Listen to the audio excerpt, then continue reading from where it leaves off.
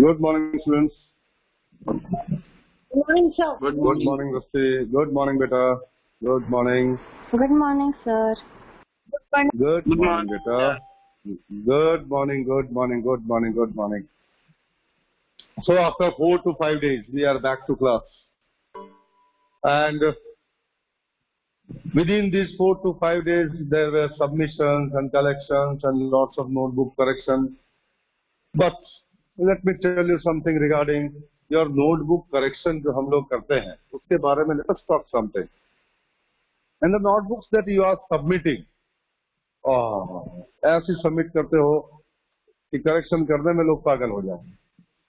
See, your notebooks, fair notebooks जिसको तुम लोग बोलते हो, वो फेयर तो लगती ही नहीं है.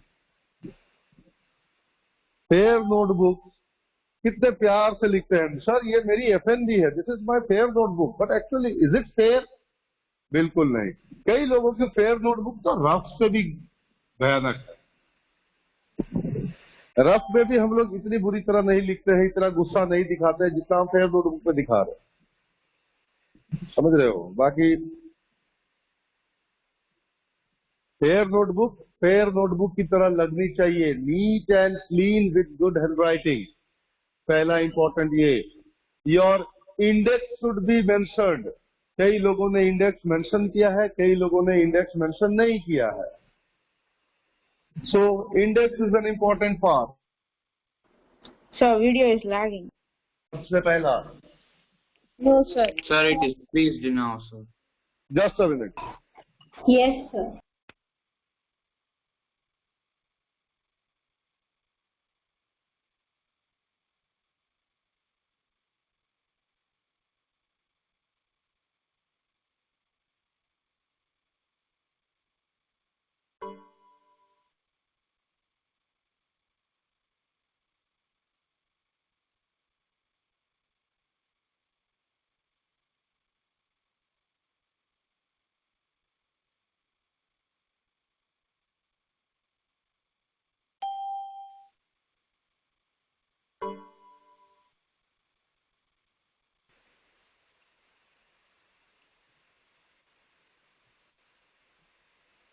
M I Audible?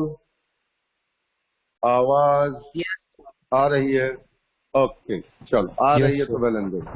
Yes, sir. चलो done. Yes, So what we are talking about is how you should maintain your fair notebook. Sir, your video is freezed. Please begin. तो ये सारी चीजें होनी Sir, your voice is lagging. के rewrite लिख दूंगा कि फिर से दूसरी बार लिखनी पड़ेगी. To me myself also new to you. तो आपको ये और मुझे भी ये नहीं पता कि तुम लोग कैसे मेंटेन करते हो, इसलिए ये जानना जरूरी था. तो let us discuss just for 5 minutes. तुम फेयर नोटबुक कैसे करोगे, then will start our topic.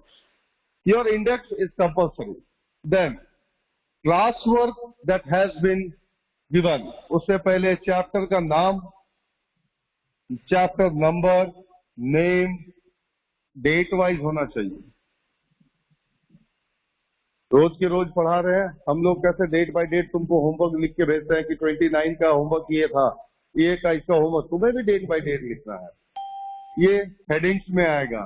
उसके बाद योर क्लास वर्क, जो कुछ भी बोर्ड पे लिखते हैं, जितना भी लिखते हैं, जिसके तुमको स्क्रीनशॉट्स लेने बोलते हैं, वो सब कुछ तुम्हारी फेयर नोटबुक में होना चाहिए.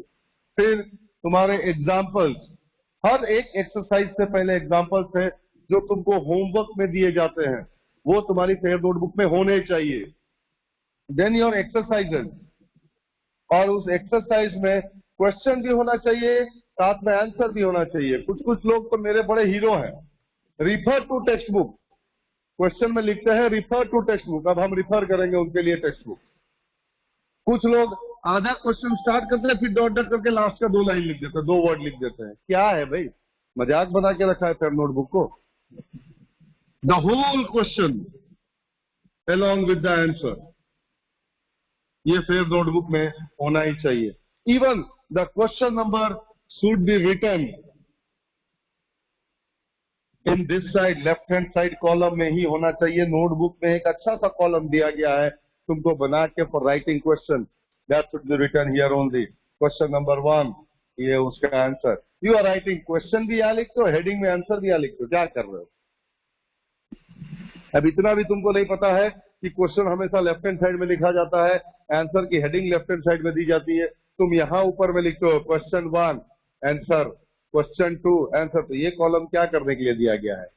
सजाने के लिए थोड़े दिया गया बेटा नोटबुक में। तो यहाँ कुछ नहीं, यहाँ तो सिर्फ राइटिंग पार्ट ही, क्वेश्चन यहाँ, आंसर यहाँ। एक्सरसाइज में एक्सरसाइज बाय एक्सरसाइज एग्जाम्पल सब कुछ जैसा तुमको होमवर्क में दिया जाता है ये सब कुछ फेयर नोटबुक में आना चाहिए। और हर एक आंसर के बाद एक पेंसिल से लाइन होनी चाहिए, उसके बाद एक क्वेश्चन नंबर 2 स्टार्ट होना चाहिए, तब तक क्वेश्चन नंबर 2 स्टार्ट ही नहीं होना चाहिए। This is for fair notebook. हम थोड़ा रिलैक्सेशन तुमको हम आरडी शर्मा में दे सकते हैं कि ऐसी लाइन वाइन करने की जरूरत नहीं है बेटा, बट क्वेश्चन आंसर तो दोनों चाहिए ना। तुम आरडी शर्मा की नोटबुक कभी खोल के बैठोगे और तुमको अगर रिवाइज करना तो क्या फिर आरडी शर्मा की बुक में क्वेश्चन ढूंढोगे फिर ये आंसर देखोगे क्या? It should be both in the same place, question and answer, question and answer, finally ऐसे चलता जाएगा। और जब चैप्टर पूरा हो जाता है उसके बाद अगर कोई एक्स्ट्रा सम्स हम लोग रिवाइज में कर रहे हैं तो वो इस चैप्टर के बाद लिख सकते हैं, नहीं कर रहे नेक्स्ट चैप्टर में जा रहे हैं तो this should be repeated for every time. फिर रिफर टू टेक्स्ट बुक, कई लोगों ने फेयर नोटबुक बड़ी मस्त सबमिट की है। चैप्टर 1 में एक्सरसाइज 1.1 छाप लिया है कहीं से, पता नहीं कहां से, मैंने जो क्लास में कराया वो तो है ही नहीं। 1.1 को किसी गाइड में से छापा है या इंटरनेट से छापा है। और 1.1 के बाद चैप्टर ओवर, सीधे 2.2, फिर 2.2 के 4 सम किए, चैप्टर ओवर, सीधा चैप्टर 4। चैप्टर 12 भी नहीं है कहीं पर, 3 भी नहीं है कहीं पर। वन थिंग प्लीज बच्चा कीप इन माइंड, तुम जितनी बार मुझे नोटबुक सबमिट करने देते हो उतनी बार तुम्हारे नाम के सामने हम लिखते हैं रिमार्क्स कि तुमने मुझे क्या जमा किया है। अगर तुम्हारे रिमार्क्स पॉजिटिव नहीं आए इंटरनल मार्क्स में 0 डाल देंगे। To be very clean and clear, इसका मतलब डरा नहीं रहे। I am warning you that please make your fair notebook a fair one. सारी चीजें फेयर नोटबुक पे होनी चाहिए। तुमने 8 तक क्या क्या, we are least interested class 9th में need fair notebook to be a fair notebook.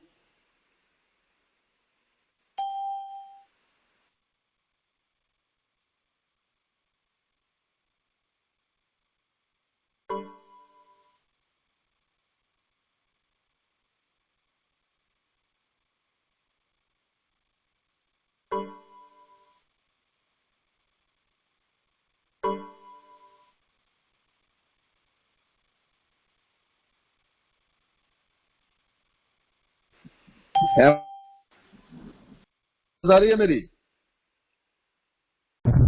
Yes, Yes, sir. sir. Yes, आवाज आ रही है sir. ना? Sir, your Yes, video sir. is video is fresh. तो से तुमको जो समझाना चाह रहे वो ये है बच्चा कि फेयर नोटबुक के इंटरनल मार्क्स है और वो आपको साल के स्टार्टिंग में ही हम लोगों ने बता दिया था। So don't destroy those marks. वो जितने मार्क्स तुम्हारे हैं that is very important marks. If you don't write like a fair notebook in a fair notebook वो मार्क्स 0 हो जाएंगे। You cannot claim it. तो फेयर नोटबुक ऐसी रखो कि सच में हमें मन करे कि हम तुमको मार्क्स दे दे, टेक द फुल मार्क्स।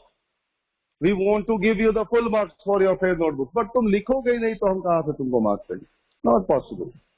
इसलिए प्लीज हर एक चीज, हर एक बच्चे का किसने सबमिशन किया है, किसका सबमिशन इनकम्प्लीट था, सबमिशन में क्या क्या गड़बड़ी की है, किसने कॉपी किया है।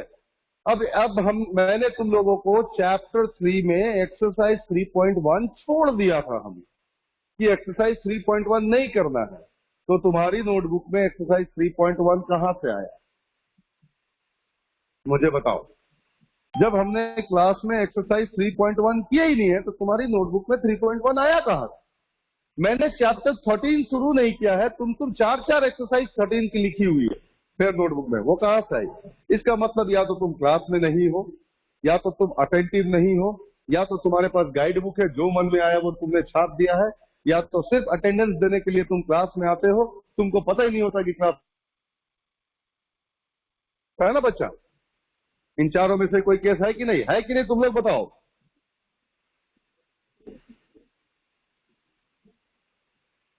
हेलो, अब आवाज नहीं आ रही है, क्या आ रही है? आ रही है सर। आ रही है सर। तो बताओ बच्चा, जब चैप्टर 13 नहीं, जब चैप्टर 13 पढ़ाया नहीं है तो वो फेयर नोटबुक में 4 एक्सरसाइज कैसे सॉल्व हो गई? सर मैंने तो नहीं की। मतलब जी, जिसने मैंने की, इसका मतलब हम जो, अरे बेटा मैं तुमने किया ऐसा नहीं बोल रहा हूँ, मैं एक जनरल बात कर रहा हूँ कि जिसने भी किया है इसका मतलब वो क्लास में नहीं था, इसका मतलब वो सिर्फ अटेंडेंस देने आता है, इसका मतलब उसको ये भी नहीं पता है कि वो क्लास में क्या पढ़ रहा है, सर क्या पढ़ा रहे हैं। इसका मतलब आप सिर्फ आ जाते हो, अटेंडेंस देते हो, लॉग आउट करते हो, गेम खेलते हो, मम्मी पापा को बेवकूफ बना रहे हो ये बोल के कि हम पढ़ रहे हैं, but actually you are playing not in the class. Am I correct? यही हो रहा होगा ना बच्चा? ये सर, जिसने लिखा होगा उसने सर किया होगा। बिल्कुल बिल्कुल, जिसने लिखा, मैं उसी की बात कर रहा हूँ बेटा, उसने ऐसे ही किया होगा। क्या जरूरत है ऐसा करने का? B attentive in the class. जिसने किया है ये उसी के लिए है बच्चा, सबके लिए नहीं है। आई एम जस्ट एक्सप्लेनिंग कि क्या क्या चीजें नोटबुक में देखी गई है। एक्सरसाइज 3.1 मैंने नहीं पढ़ाया, नोटबुक में देखा गया है। विच आंसर कहां से आया? इसका मतलब आपने कोई गाइड या इंटरनेट से छाप दिया है। मैंने तो कराया ही नहीं है क्लास में। ये सर आपने नहीं करवाया। मैंने नहीं कराया बेटा, आई नो। मैंने आपको बोला था कि this is not required, we have just discussed it in the class, you don't have to write. मैंने बोला था। फिर आपने वो आंसर्स कहां से लिखे? मतलब कहीं ना कहीं से आए हैं। और एग्जैक्टली जिसने भी लिखे हैं 3.1, सबके आंसर सेम है, सबने सेम डायग्राम ड्रॉ किया। दैट मीन्स ये कहीं ना कहीं इंटरनेट से कॉपी किया गया है, या तो कोई नोटबुक, या तो कोई टेक्स्ट बुक, या तो कोई गाइड बुक, कहीं से ना कहीं से उठा लिया गया है। इसीलिए बोल रहे हैं तुमको एक बार और रिमाइंड करवा दे बेटा, whatever is being taught in the school is important. उतनी चीजें फेयर नोटबुक में होनी चाहिए। जो चीज तुमको छोड़ने के लिए बोल रहे हैं, leave it, you don't have to worry. तुमसे ज्यादा मुझे चिंता है कि मेरे बच्चों को क्या पढ़ाना। आरडी शर्मा में कितना करवाना है तुमको नहीं पता है, मुझे पता है। हम तुमको असाइनमेंट भेज देते हैं कि बेटा इतना तो करना ही करना है, इससे ज्यादा करो तो वेल एंड गुड। तो सारी चीजें हम लोग वर्कआउट कर रहे हैं। You just be with us, be sincere, be honest. Class में आओ, नहीं समझ में आता है 4 बार पूछो, तुमको कभी पूछने के लिए मना नहीं किया गया। But don't copy it down from anywhere. Text book के लैंग्वेजेस हमको समझ में आते हैं, कॉपी की हुई चीजें हमें समझ में आती है, नेट से ली हुई चीजें हमें। मैंने जो मेथड पढ़ाया ही नहीं है वो मेथड हो। मैंने पढ़ाया √2, √3, √5 को किस तरह से नंबर लाइन पे रिप्रेजेंट करना है, हमने पाइथागोरस थ्योरम से किया है। हर एक बच्चे को हमने पाइथागोरस थ्योरम समझाया। फिर दूसरी नई मेथड आ जाती है कहां से? So be attentive in the class, move according to the methods that we are following, because we are trying the simplest method to make you understand. और बाकी फेयर नोटबुक को फेयर नोटबुक के तेरे रखना, इतनी बात मान लो। अदरवाइज इंटरनल मार्क्स गए, इस साल तो गए। इसको तुम जो बोलना चाहो सोच लो। We need a fair notebook like a fair notebook. और ये सब कुछ नोट करके रखा गया। नेक्स्ट पीटीएम जब होगी, तुम्हारे पेरेंट्स के साथ बैठ के तुम्हारी नोटबुक सब दिखाएंगे उनको कि आप लोगों ने कहाँ से क्या क्या कॉपी किया है। और जिसने खुद से मेहनत की है वो भी बेटा तुम्हारे पापा को हम बताएंगे कि your child is doing very good, don't worry. अच्छी बातें भी बताएंगे और बुरी बातें भी बताएंगे, सब बताएंगे। If we have a second PTM and I will be having your fair notebooks. चलो, इतने आज के लिए मेरे ख्याल से काफी है for fair notebooks. Next time we will see whether you are following it और नॉट। कई बच्चों ने ये अभी से फॉलो किया है and I appreciate you for that. कुछ बच्चे अराउंड 30 to 40% बच्चे ऐसे थे जिन्होंने ये मेथड फॉलो किए हैं। They were very appropriate, they have written class work, they have written homework, they have written exercises, examples very nicely, and for that you are being appreciated. Thank you बेटा for maintaining your notebook the way we wanted. तो जिसने ये किया है उसके लिए you all are very good and keep it up. Moving back to our 10 minute से ज्यादा हम लोगों ने ये फेयर नोटबुक का ले लिया। So let us move back to our topic today as we have completed in the previous class. हमने प्रीवियस क्लास में प्रीवियस वर्क क्या किया था, या जिसको रिवीजन बोलते हैं। We had completed chapter number 4, that is linear equation, in 2 variables. इसके सब के सब exercises with examples we have completed. So we have completed chapter 1, 2, 3, 4 and chapter 12. And today we will be moving on to your chapter number 5 that has been included in your unit test. ये unit test में आने वाला है. A small chapter, completely theoretical chapter, or not much important related to examinations. Class 9, we have to learn it. ऐसा नहीं बोल सकते कि it is a useless chapter. That is a wrong concept. Use तो है कहीं पर, but not so important as compared to the other chapters. And that chapter number 5 is Euclid's geometry. This is what is Euclid's geometry, chapter number 5. तो एक word Euclid और दूसरा geometry.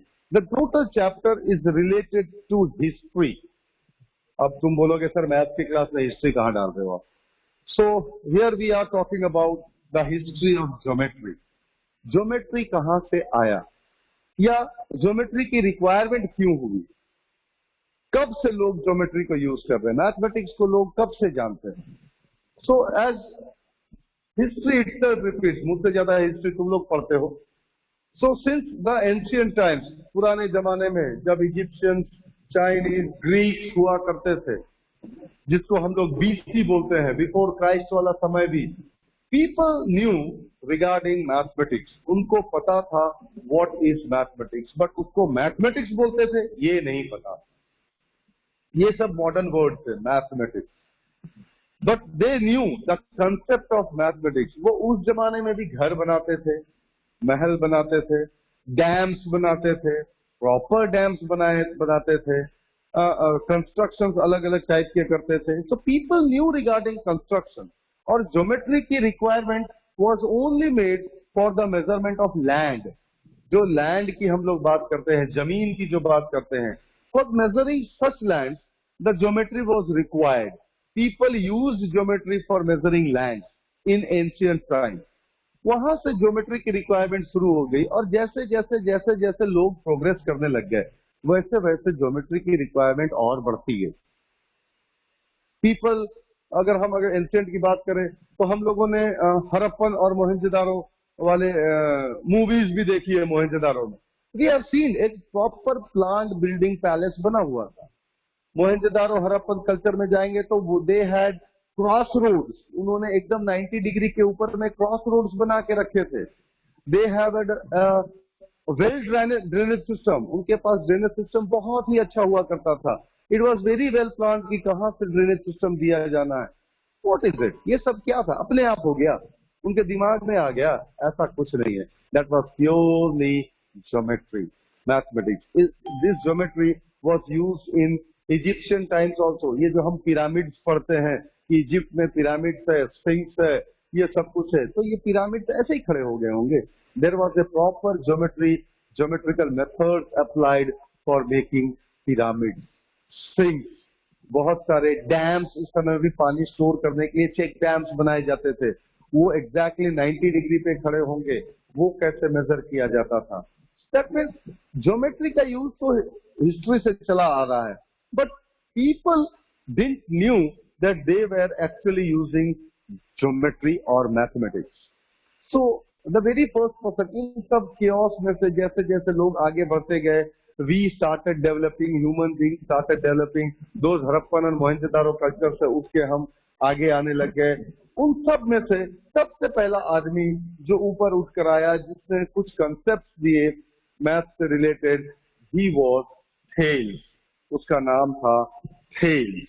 He gave lots of mathematical concepts. उसने वो mathematical concept अपने area के लिए ही रखा. He was a Greek mathematician. उसने अपने एरिया में, जिस एरिया में वो रहता था, जिस कंट्री में वो रहता था, there he used those concepts, mathematical concepts. और उससे बाहर उसने किसी को बताया नहीं था. But he was teaching student कि देखो बेटा मैथ ऐसे यूज किया जाता है. This is what is mathematics. वो वर्ड नहीं यूज कर रहा था mathematics, but this is what is the concept. This is how we are doing things. This is how triangle should be made. ये सारी चीजें वो अपने डिसाइपल्स को सिखाता था. and his disciple, one of the important disciple of Thales, जिसको तुम आज भी पढ़ते हो, and he was Pythagoras. हम लोग Pythagoras theorem पढ़ते हैं. He was the disciple, the student of Thales. वो दोनों फिर गुरु चेले ने मिलकर उस एरिया में बहुत सारे मैथमेटिकल से रिलेटेड या मैथमेटिक्स और ज्योमेट्री से रिलेटेड चीजों को पब्लिक को दिया. उनको बताया कि ये सारी चीजें हम इस तरह से यूज करते हैं, इसका कंसेप्ट ये है, इसका कंसेप्ट वो है. लेकिन उनके पास कोई रिटर्न प्रूफ इस तरह के नहीं हुआ करते थे. इन सब केओस में रिटर्न प्रूफ नहीं है, बट मैथमेटिशियंस बहुत हो गए हैं. उनमें से एक जो उठकर बाहर आया, एंड ही वाज यूक्लिड. ये एक इजिप्शियन मैथमेटिशियन था जिसने सारी चीजें पाइथागोरस की, थेल्स की, खुद की जो वो करता था, उन सब का एक रिटर्न बंच तैयार किया. उस रिटर्न बंच को लेकर उसने एक बुक छपवा दी उस समय, and that was called elements. उसकी बुक का नाम रखा गया था एलिमेंट्स. उसके 13 चैप्टर्स है. उन 13 चैप्टर्स को यूक्लिड ने तैयार करके अपनी एलिमेंट नाम की बुक में रख दिया. He was the first person, first तो नहीं बोल सकते, बट हाँ, he was the person who gave return supports to the statements. कुछ भी चीज बोली जाती थी, उसके पास उसके रिटर्न रीजंस हुआ करते थे, और उसने उस रिटर्न रीजंस को 3 फॉर्मेट में खास डाल कर दिया. एक स्टेटमेंट के फॉर्म में दिया, दूसरा एक्सियम्स के फॉर्म में दिया, और तीसरा उसने पोस्टुलेट्स के नाम पे दिया. ही यूज्ड 3 इंपॉर्टेंट टर्म्स, स्टेटमेंट्स, ही यूज्ड एक्सियम्स, ही यूज्ड पोस्टुलेट्स. क्या है हम बताएंगे धीरे धीरे. So he was the first who gave the concept of writing mathematics on a paper. Concepts को explain करने के काम में आया. जैसे उसने शुरू किया, उसने हर छोटी छोटी चीजों को एनालाइज करना चालू कर दिया. उसने सबसे पहले बोला कि एक फिगर है, 3D फिगर है. 3D फिगर मतलब एक सॉलिड है. उसका बोलना था कि हमारे पास एक सॉलिड है, वो चाहे हमने वो पिरामिड बनाया हो, कोई पैलेस बनाया हो, कोई स्फिंक्स बनाया हो, या कोई डोम बनाया हो, कुछ भी बनाया हो, हमारे पास सबसे पहला एक सॉलिड है. उस सॉलिड को बनाने के लिए वी हैव यूज सरफेसेस. हमने बहुत सारे सरफेस यूज किए होंगे. एक सॉलिड को बनने के लिए उसमें सरफेस होने चाहिए. जैसे ये हमारा डस्टर है, ये एक सॉलिड है, तो इसको बनाने के लिए हमने इस सरफेस को यूज किया, इस सरफेस को यूज किया. इस वी हैव यूज 6 सरफेसेस. तो उसने ये बोला कि कोई भी सॉलिड बना होगा वो सरफेसेस से बना होगा. फिर उसने ये बोला कि कोई भी सरफेस हो वो लाइन से ही बना होगा. हर एक सरफेस जो है वो कहीं ना कहीं लाइन से बना होगा. तो अरे लाइंस मतलब उसने दोनों लाइन बोला. उसने बोला कर्व्ड भी हो सकता है और स्ट्रेट लाइन भी हो सकता है. मतलब अगर कोई सर्कुलर पाथ वाला सॉलिड है तो उसमें कर्व्ड लाइंस बनाई गई होगी. कोई स्ट्रेट, अभी जैसा मैंने डस्टर दिखाया, तो स्ट्रेट लाइन बनाई होगी. तो उसने बोला लाइंस है, कर्व्ड है या स्ट्रेट लाइन है, वो जिस तरह का शेप होगा सॉलिड का उसके हिसाब से. और अगर लाइन बनाई है तो लाइन बनाने के लिए एक पॉइंट का यूज तो किया ही गया होगा. So he gave just a simple concept that any solid that has been made, whether it was made in history or whether it will be made in the future, will include these things. कि कोई भी solid बनाएंगे तो वो उसमें surface होगा, surface है तो वो लाइन से बना होगा. Line can be of any type, curved line और स्ट्रेट लाइन. और अगर लाइन बन रही है तो वो किसी एक पॉइंट से ही बनी होगी. ये उसका कंसेप्ट था. उसने इस कंसेप्ट को अपने कुछ स्टेटमेंट्स में, छोटे छोटे डेफिनेशंस में दिया है, कुछ एक्सियम्स में दिया है, जिसको हम लोग directly from NCERT text book ही लेंगे. उसको हम लोग चेंज बिल्कुल नहीं करेंगे. So he gave this concept basing on statement, axioms and postulates. जो 3 नाम मैंने आपके सामने थोड़ी देर पहले बोले थे, ये 3 चीजों को लेकर ही उसने ये सारी चीजें यूज की थी. So he gave the concept, he gave the concept basing on his axioms and postulates. तो मैंने 3 नाम यूज किया. One was statement and axioms and postulates. So जो रिटर्न फॉर्म यूक्लिड से अपनी बुक में दिए हैं वो इस फॉर्म में है, इससे ज्यादा भी है बट हमारे रिक्वायरमेंट के हिसाब से हमें इतना ही बोला गया। सो स्टेटमेंट्स मतलब ये ऐसे स्टेटमेंट्स होते हैं जिनका कोई प्रूफ नहीं किया जा सकता है। You can just show them by drawing कि ये ऐसा है, ठीक है, ड्रॉ करके शो कर दिया। एक्सियम्स एंड पोस्टुलेट्स ये दोनों चीजें यूनिवर्सली ट्रू है, उनको एज्यूम किया गया। These are universally true and इस यूनिवर्सली ट्रूथ में जो ज्योमेट्री से रिलेटेड है और जो जनरल मैथमेटिक्स से रिलेटेड है, इस ज्योमेट्री से रिलेटेड वाले को हम पोस्टुलेट्स बोलते हैं और पूरे मैथमेटिक्स से रिलेटेड होगा तो वो एक्सियम्स बोलेंगे। मतलब ये पोस्टुलेट्स, ये एक्सियम्स भी जो है वो यूनिवर्सली अज्यूम कर लिया गया है कि ये सही है, ये रॉन्ग नहीं है। That is universally assumed to be true, but if it is related to geometry they are called postulates, and if those statements are related to mathematics, that includes algebra, pure mathematics, those are called axioms, and statements were considered to be true. तो उसने जो बोला, जितनी भी चीजें लिखी है, those are universally true, सही है। You cannot question his statements or axioms or postulates. And today in this modern world, आज के modern world में हम लोग जो mathematics में use कर रहे हैं, that is only because whatever Euclid has given, उसका एडवांस वर्जन हम लोग आज के मॉडर्न वर्ल्ड में पढ़ते हैं। यूक्लिड ने ये सारी चीजें बहुत पहले एंशिएंट टाइम में दी थी, उसी चीज को रिवाइज कर करके रिफाइन कर करके आज के मॉडर्न वर्ल्ड में हमने उसको अपने तरीके से बना लिया है और हम उसको मॉडर्न वर्ल्ड में यूज करते हैं। कैसे यूज करते हैं, I will show you when we are using when will be writing the statements and axioms and postulates of Euclid, but उसने जो बोला था वो आज भी सब कुछ ट्रू है, इसीलिए ये सारे स्टेटमेंट, एक्सियम्स और पोस्टुलेट्स को यूनिवर्सली ट्रू माना गया है। चलो यहाँ तक की स्टोरी में कुछ पूछना है तो पूछ लो। स्टोरी, हिस्ट्री, तुम भी बोर होते हो, हम तो तुमसे ज्यादा बोर होते हैं। किसी को कुछ पूछना है? नहीं पूछना, अच्छी बात है।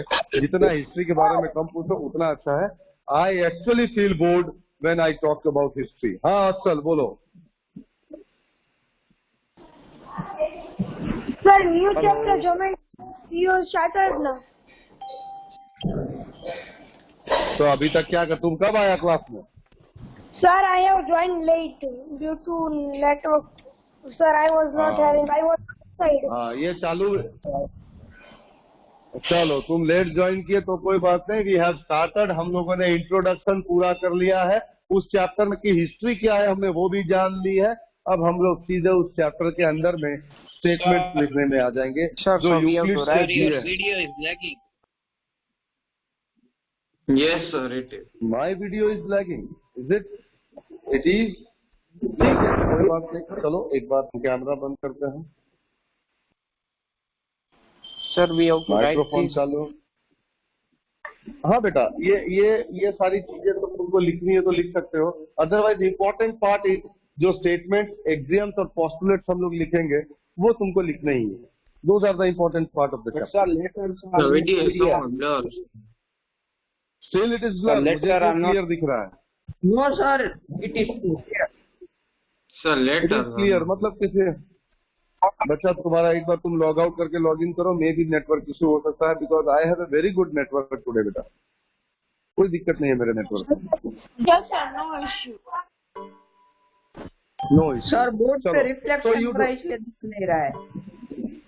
बोर्ड पे Yes, रिफ्लेक्शन sir. हो रहा है, रुको तो रुक जाओ बच्चा। यस सर, रिफ्लेक्शन हो रहा है, देखो तो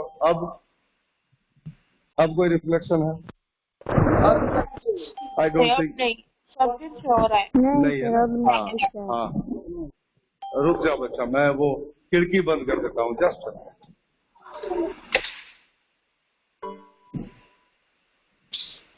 अब बिल्कुल रिफ्लेक्शन नहीं हो रहा होगा। नहीं हो रहा है। यस सर, अब नहीं हो रहा। चलो डन। तो फिर थोड़ा आगे बढ़ते हैं and let us right the statements that has been given by Euclid. उसने अपनी बुक में कई सारे स्टेटमेंट्स दिए हैं, lots of statements in the 13th chapter, lots of axioms, lots of postulates. लेकिन हम लोगों को एज पर क्लास 9 थोड़ा सा उसके बारे में बताने के लिए we are given some of the statements, some axioms and some postulates that we will be writing on the board and we will be trying to understand. जितना हो सकेगा I will try to explain it कि वो क्या बोलना चाह रहा था और उसको आज के मॉडर्न वर्ल्ड में हम कैसे यूज करते हैं। तो first statement, a point number 1, this all you have to write. Video is not visible. हाँ बच्चा, The video is not visible. एकदम क्लियर है मेरा बच्चा। इज इट किसी को Not वीडियो नहीं right. दिख रहा है? मुझे तो No, sir, it is okay. Sir, it is visible. Yes, sir. हाँ, इट इज ओके बेटा। नेटवर्क चेक करो बेटा अपना। A point is that which has no path.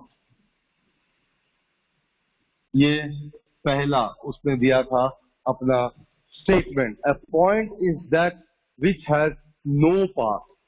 यहाँ पर हमने नो लिखना भूल गए।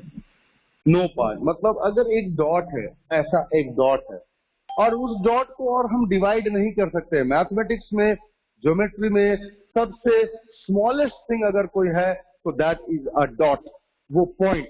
तो point is that which has no path, it is considered to be indivisible. ये पहला स्टेटमेंट उसने दिया था। Then second statement he gave, a line is a breathless length. A line is a breathless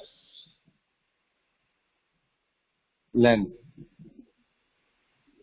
जिसको हम लोग आज के टाइम में बोलते हैं a line is a two-dimensional path, two-dimensional figure. breathless मतलब एक लाइन है, स्ट्रेट लाइन, इसकी कोई ब्रेथ नहीं होती है। It is just a simple line. हम उसका मोटापा जो बोलते हैं ना, थिकनेस, उसको ध्यान में नहीं लेते। A line is a line, आज के टाइम में भी हम लोग ऐसे बोलते हैं, a line is a line. उसकी थिकनेस को हम कभी मेजर करने की कोशिश नहीं करते हैं। उसने भी ये बोला कि a line is a breathless length, वो लंबा है लेकिन उसका ब्रेथ हम लोग कभी कंसिडर नहीं करते हैं। This is the second statement that he gave. Then the third statement, the ends of the lines are points. The ends of the line are points. और इसको हम लोग आज के टाइम में ऐसे बोलते हैं कि अगर कोई लाइन है तो उसके दो एंड पॉइंट्स होते हैं, ए एंड बी। और अब हम उसको मॉडर्न जमाने में हम उसका नाम बोलते हैं लाइन सेगमेंट। जैसे हम बोल देते हैं line segment, we are very clear that it has a fixed length and the two end points are points. यहां से लेकर यहां तक वो शुरू हुआ। ये मॉडर्न टाइम में, ये उसने बोला था कि the end of the lines are point. दोनों चीजें सेम है। मॉडर्न टाइम में we have bifurcated line. Line मतलब एक अलग चीज है और लाइन सेगमेंट मतलब एक अलग चीज है। हमने मॉडर्न टाइम में उसको कन्वर्ट कर दिया, बट उस जमाने में वो ऐसे ही बोलते थे कि line is a line which has two end points. This was the third statement that he gave. और अगर तुम ध्यान से देखो तो हम लोग यूक्लिड की दी हुई चीजों पर ही चल रहे हैं। We started with a point and we are now on line. Line के बाद हम सरफेस पे आएंगे।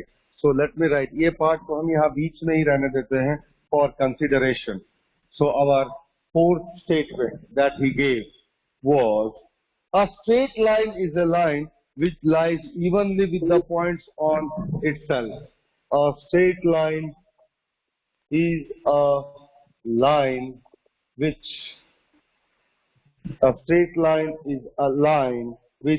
lies evenly with the point,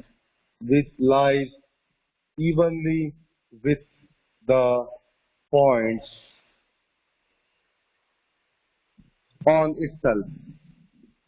और ये chapter we can not change the language of Euclid, इसीलिए इसको हम भी डायरेक्टली बुक से देखकर लिख रहे हैं कि इसके स्टेटमेंट्स को हम अपनी मर्जी से चेंज नहीं कर सकते। मॉडर्न वर्ल्ड में हम अपने स्टेटमेंट्स यूज कर रहे हैं, बट उस समय में जो उसने लिख के दिया वही स्टेटमेंट्स हम लोग यूज कर सकते हैं। That is why even I am seeing the NCERT textbook and writing it on the board. Otherwise, हम लोग normally we don't use textbooks, but still we need the textbook just to write the exact language of Euclid. So what he said, a straight line is a line which lies evenly with the points on itself. मतलब एक straight line है. उन लोगों के हिसाब से straight line मतलब दो end points वाला. And this straight line has infinite number of points on them. उन्होंने यही कहा, it is a line which lies evenly with the points on itself. So there are lots of points on itself on the line. So he says that a line is made up of infinite number of points. वो modern language में, उसकी language में he says that a straight line is a line which lies evenly with the points on itself. Then fifth postulate. हम line पर ही चल रहे हैं अभी. From the line, now let us move on to surface. A surface is that which has length and breadth. A surface is that which has length and breadth. Which has length and breadth only. अब उसके हिसाब से एक surface ऐसा होता है जिसमें length और ब्रेथ होता है. हम लोग आज भी ऐसे ही बोलते हैं. We are also following the same thing. ये डस्टर है, ये एक सरफेस है, तो इसका लेंथ है और ब्रेथ है. But that is only possible in the modern world if those are straight line. अगर कर्व्ड लाइंस होते हैं तो हम उसको लेंथ और ब्रेथ में कंसिडर नहीं करते हैं. But if it is a square piece, if it is और क्वाड्रिलेटरल के पार्ट में है, then also we can say that it has a length and a breadth. So we consider surface in the modern world as a two-dimensional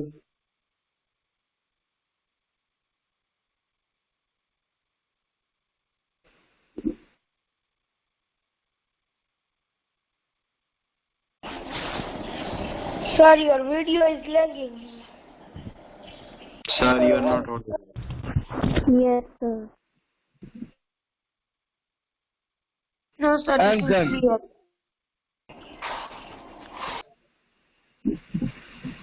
Am I clear? Yes, sir. Yes, sir. Okay, done. So then next, sixth one. The edges of a surface are lines. The edges of the surface are lines. मतलब जो surface की बात हम लोग कर रहे हैं, ये surface, these are made up of lines. इसीलिए उसने यहाँ पर बोला था कि surface जो है वो line से बना हुआ है. So he says that the edges, the end point, the edge, कोना, जो भी कोना वोना हम लोग बोलना चाहते हैं, that is made up of straight lines. So a surface is made up of straight lines. And the seventh one that he gave is a plane surface. अब surface के बारे में बात चल रही है, मतलब हम लाइन से पॉइंट से लाइन पे पहुंच गए और लाइन से surface पे आ गए. अब surface की बात कर रहे हैं. And finally, a plane surface is a surface which lies evenly. Exactly ये वाला sentence. A plane surface is a surface which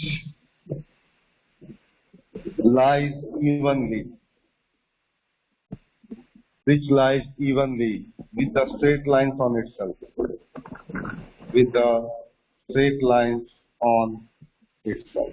मतलब एक surface है हमारे पास, ऐसा कोई भी surface हो, and this surface, जैसे हमने बोला था कि एक line is made up of infinite number of points. So you can say a surface is made up of infinite number of lines lying on it. एक surface है तो उस पे इस तरह की infinite number of lines बनाई जा सकती है. Same, a plane surface is a surface, so it is a surface which lies evenly with straight lines on itself. So these are the that Euclid gave us, और ये साथ के साथ statement हमें उसी के लैंग्वेज में याद रखनी है. इसमें से कोई भी स्टेटमेंट बच्चा अगर समझ में नहीं आया है तो you can ask me. No, sir, understood. All are clear? Yes, sir. Yes, sir. Everybody? तो Yes, इसको एक sir. क्लिक कर लो बच्चा. Yes, sir. You will need this. Okay, beta, very good. अगर clear है, so we have related this to the modern world also. हर एक चीज को हम लोग आज किस तरह से यूज करते हैं वो भी हम लोग इसको साथ में देखते जा रहे हैं। आज इसको क्या बोलते हैं, पहले क्या बोलते थे, चीजें सब सेम है। जो हिस्ट्री में यूज होती थी वही चीजें हम लोग आज भी यूज कर रहे हैं। Though we have advanced in technology but the concept, basic concept our historians had, हमारे मैथमेटिशियंस के पास था। उस जमाने में भी ये सारी चीजें वेदास में लिखी हुई है, बहुत सारी चीजें ये सब वेद में भी लिखी हुई है और ये सब उसमें से ही निकली हुई है। But the day present day we are using the, वो बोलते हैं ना अपडेटेड वर्जन, मोबाइल अपडेट करते हैं ना, तो अपडेटेड वर्जन, तो एंड्रॉइड का ये अपडेटेड वर्जन हम लोग आज के टाइम में पढ़ रहे हैं। बाकी एंड्रॉइड तो पहले भी था और अब भी है। The only difference is we have been updated with different features. उस समय वो फीचर्स नहीं हुआ करते थे। Same is the case with mathematics. उस समय लोगों को उतना क्लियर नहीं था कि what we are doing, and now people very clearly know that what is mathematics and what for we are learning and using mathematics. यहाँ तक क्लियर है बच्चा?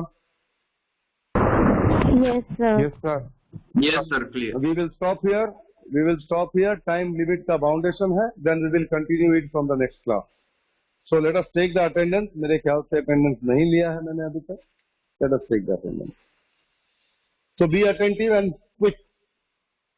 Parikshit Amrutya. Present, sir. Okay बेटा. Dhiyay Bhalodia. Present, sir. Okay. Meshvi Charola. Present, sir. Present, sir. Okay बेटा. वैष्णवी छन्यारा. वैष्णवी छन्यारा. चलो absent है। Kavya Detroja. Present, sir. Okay Deepak Dutt. Present, sir. Okay Himanshu. Himanshu चलो absent है। Vrishti. Present, sir. Okay Dhruvish Halapara. Dhruvish. Present, sir. क्या बात है, इतना धीरे से बोल रहे हो? Present sir. जाग रहे हो तो सो नहीं गए ना? रुद्रराज सिंह जाडेजा. हाँ तब ठीक है। Rudraraj Singh Jadeja not there. Vikalp Jain.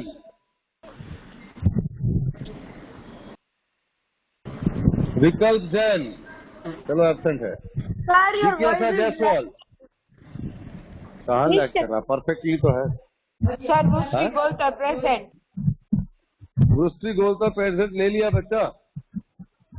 Sir, Jigyasa present. Dhruvish जिज्ञासा Jaiswal present. Okay. Bhavya. Bhavya. Sir, Bhavya, present. Okay. Aditya. Present, sir. Okay बेटा. Tushar Maurya. Present, sir. Okay बेटा. Man Mehta. Present, sir. Okay. Denil. Denil चलो एब्सेंट है। Tanvi Pandya. Present, sir. Okay. Janvi Patel. Janvi present. Okay. Krish Patel. Krish. Present, sir. Present, sir. Okay बेटा। Prakriti Patel. Present, sir. Okay. Rutuja Patil. Present, sir. Het Raval. Excuse me, sir. Het Raval absent. Pranshu. Present, sir. Pranshu. Okay. Just a minute बेटा, जो मुझे excuse करना है। Tamanna. Okay Present, okay. sir. Het Raval taken. Tamanna present. Dipsi. Present, sir. Ishwa. Sir, Dipti Ishwa. present. Ishwa चलो नहीं absent. Satyam Singh. Satyam Singh absent. Rusi Tanna. Present, sir. Okay बेटा। Dhruvin. Present, sir. Okay. Jayraj Singh Jhala. Jayraj चलो absent. Samarth Gupta. Present, sir. Samarth okay. Vatsal. Present, sir.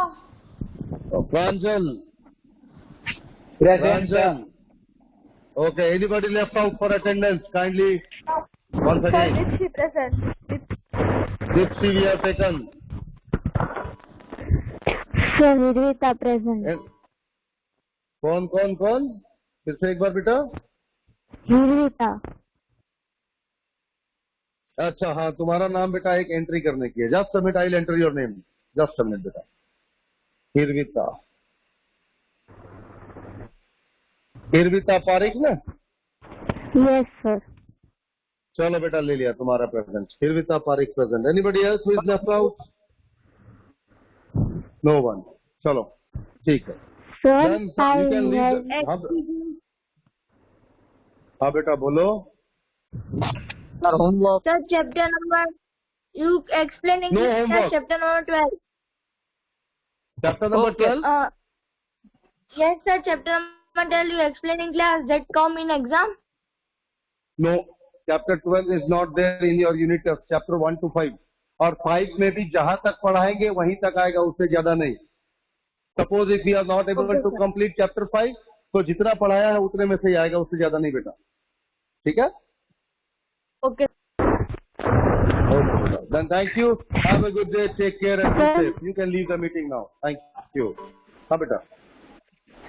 Sir, I had a doubt. I am the new admission, so I have हिरविता बोलो बेटा. completed. Sir, I have completed the chapters 1, 2, 3, 4, 5, 6 in row.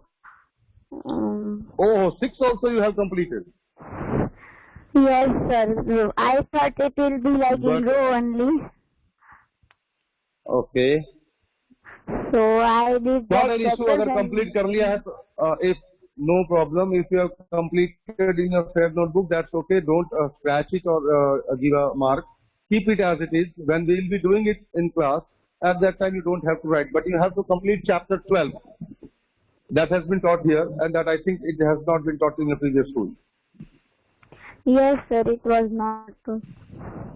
So you just complete chapter 12 and keep chapter 6 as it is in the notebook. Excuse me, No sir. need to change it. रुक जाओ बेटा, एक से बात कर रहे हैं.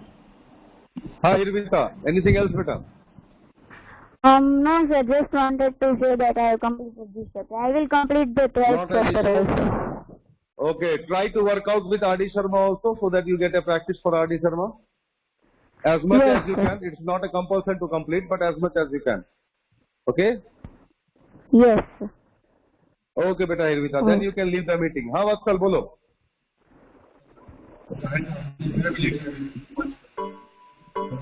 Hello. किसी को कोई कुछ पूछ रहा था. Are you there? Yes, sir. I was asking what. बोलो बेटा. Sir, हाँ. when you are going हाँ बोलो बेटा. to start the revision. Sir, revision. Well, we will complete this chapter number 5. After that, we will be doing revision if time permits. Otherwise, we have done a lot of questions related to chapter 1, 2, beta. If you have any doubts, anytime you can ask me. You keep on doing. If you have doubts, just ask me. Okay, sir. Okay? Okay, beta. Bye. Take care and be safe.